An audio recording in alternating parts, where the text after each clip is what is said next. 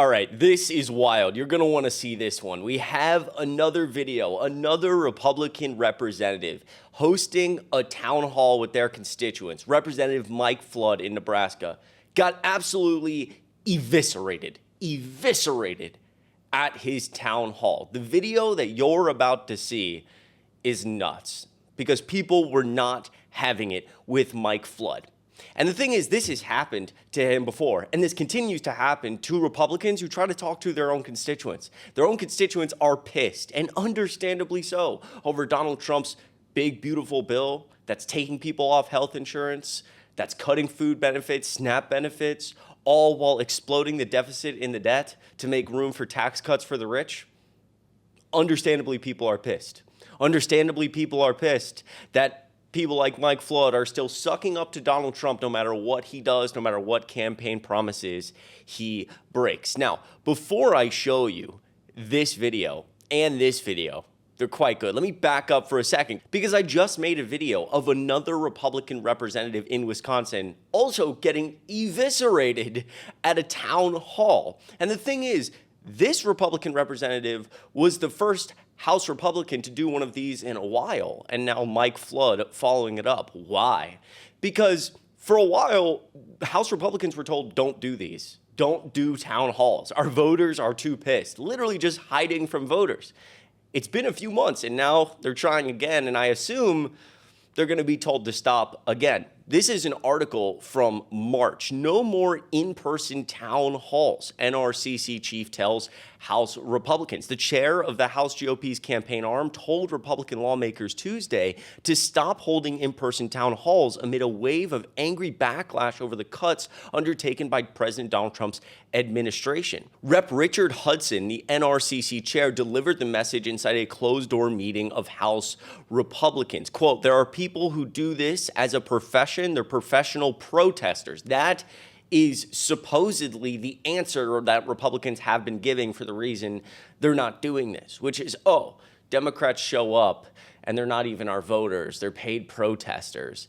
No, those are your constituents. And I assume moving into 2026, not really a good look if you just call your constituents who are pissed and angry and upset and want answers and say, oh, you guys are just paid protesters. You're not actually real people. I'm sure that'll go over well. Now, let me show you the first video from Mike Flood's town hall. It's brutal. It's brutal. Take a listen. We'll talk about it. My question is fiscal. With 450 million FEMA dollars being reallocated to open Alligator Alcatraz and 600 million taxpayer FEMA dollars being used to now open more concentration camps and ICE burning through $8.4 million a day to illegally detain people, how much does it cost for fascism? How much do the taxpayers have to pay for a fascist country? Americans went to the polls in November, and they had a choice between a Democratic candidate that had an open border, no enforcement, fentanyl, drugs, human trafficking.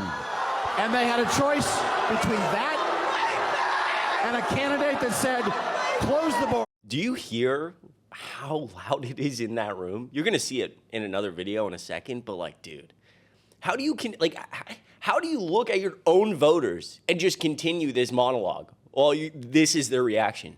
You don't even try to listen. It's like you're in a debate. Like, this isn't a debate, dude.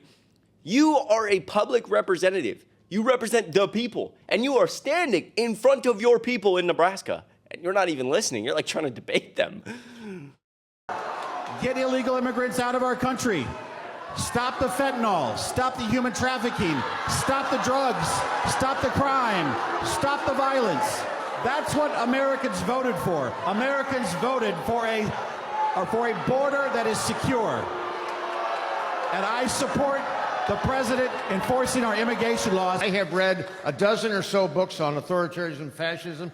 You said in Seward that you were not a fascist. Your complicity says otherwise. Have you ever spoken out against this administration and It's Project 2025, which is a fascist machine. Fascists don't hold town halls with open question and answer series. That's not how that works, by the way. The common argument against this is, oh, if it was fascism, you wouldn't be able to vote, you wouldn't be able to speak. Every single time a democracy throughout history falls, it falls through democratic norms. That's the whole point. That's what people like me and you scream about all the time. That democracy falls through abusing democracy. The guy in Germany, he was appointed. His party was elected. He was appointed. And then what happened? Through democratic norms, he started ripping apart the Constitution, we'll call it, in Germany, the democratic norms. He had the power to do it, and he started consolidating power. And everyone was like, oh, this is fine, this is fine. We were ruined from World War I. We need to root out the communists and all these evil people and fix our economy that's been so broken. Sound familiar? And then he consolidated and consolidated and consolidated until it was too late, right? So this is just a dumb, absurd argument. And again, how could you look at your own constituents and say this? Unbelievable. And now we go to the next video. This one from the New York Times with a couple different clips. Just insane. Take a look.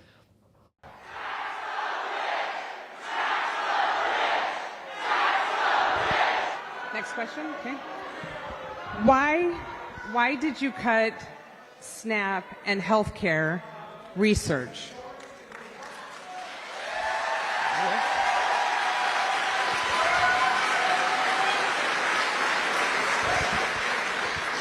We do not have unlimited money in the United States. You hear the reaction from the crowd. Just, again, eviscerated. We don't have unlimited money in the United States. Okay, if that's your position, the bill that question is referencing, cutting food benefits, cutting SNAP benefits, taking 10 million people off their health insurance, that bill adds $3.4 trillion with a T to the debt. It explodes the deficit and the debt. Okay? Again, it is so infuriating to me to hear Republicans say, well, we had to cut these things. It sucks because we just don't have unlimited money. We have to save money. This bill doesn't do that. You made a little bit of room in the bill by cutting these things and just spent so much money extending tax cuts for the rich. There is no saving money here. He is going, when it's all said and done, the Trump administration over this 4-year period is going to outspend the Biden administration by far. It's not even close. So again, Mike Flood looking at his constituents and just lying. Just a straight lie. And he knows it's a lie. How can you stand behind this bill that erodes the very services that people like me, my family, our families, and younger vets coming home today rely on to live decent, healthy lives? Well, first of all, thank you for your service to the country, and thank you to the generations of service to the country. Please, at my don't first say town thank you hall, for my I had the service if you voted opportunity to. against me. That is a true middle-class tax cut.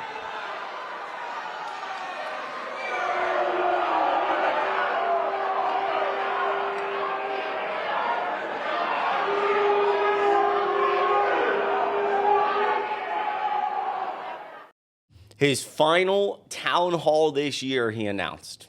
I assume the final town hall we might see from House Republicans overall.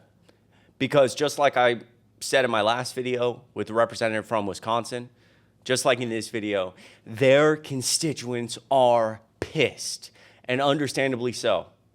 And so wherever you are, make sure you're registered to vote in 2026. Because I assume Mike Flood, I don't even know if he's running for re-election, but if he is, good luck. You're going to get crushed, absolutely crushed. And on this channel, we're going to help make sure it happens. So if you're not already subscribed, make sure you subscribe down below and click like. I appreciate you so much. What a segue. I'm going to end it off here. Happy Friday. I hope you have a great rest of your weekend, and I will see you in the next video.